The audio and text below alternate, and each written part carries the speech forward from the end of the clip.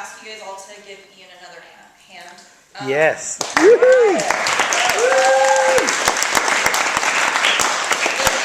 Even just logistically speaking, if it wasn't for Ian, I wouldn't be doing this right now because Ian started the Slam at the Mercury Cafe. But also because of who Ian is and what he does and the work that he creates, I'm also still doing this. So, thank you. Shout. Yay! I was going to read this newer poem, and I feel like I need to read this older poem. And I've really screwed it up the last couple of times that I've tried to slam it. So if I screw it up, I apologize. Go be great. Go be great. But I just kind of feel like this is the poem I need to read tonight.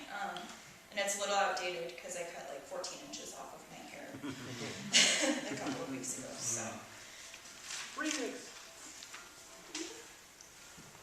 I used to think that love could neither be created or destroyed, it just changes forms. At 22, punching fists turned choking hands and unwanted penetration improved. Love can be destroyed. 1.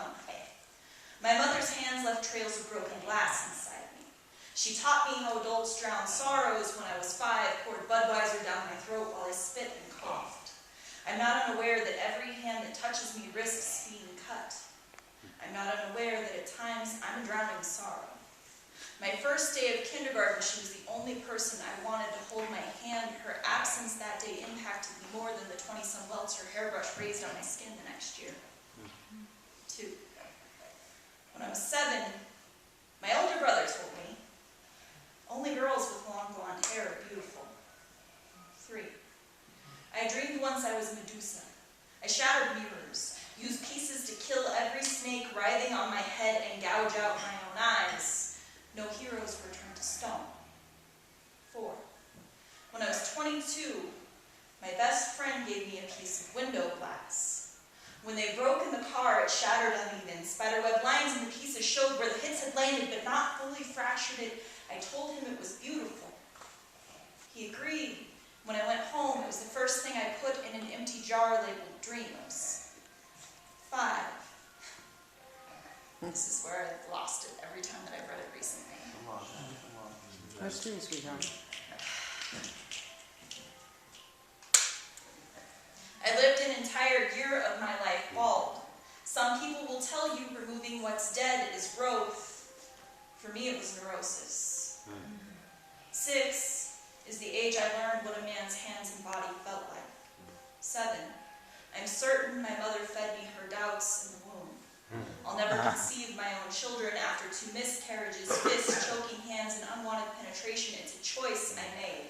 It's the reason my father believes I'll never be complete, but if I've learned anything, it's that I'm not someone else's hole to fill. 8. I still have a scar from catching my flesh on a broken mirror in the garage when I was 6. I'm no longer fond of being alone with mirrors. 9. My hair is the longest it's been in my life. I've not cut it since I made my last suicide plan. I promised myself it was my last suicide plan. I don't want healing to be symbolic this time. 10. Realizing at 29 years old that you don't want to die shouldn't be an epiphany. I'm 32. I'm learning to be loved. I've gone months without ever looking myself in the eye, but I make it a practice now. Force myself. Get out of bed daily. Look in the mirror daily. Acknowledge my body's a cage, but it's an open one. It's my choice to live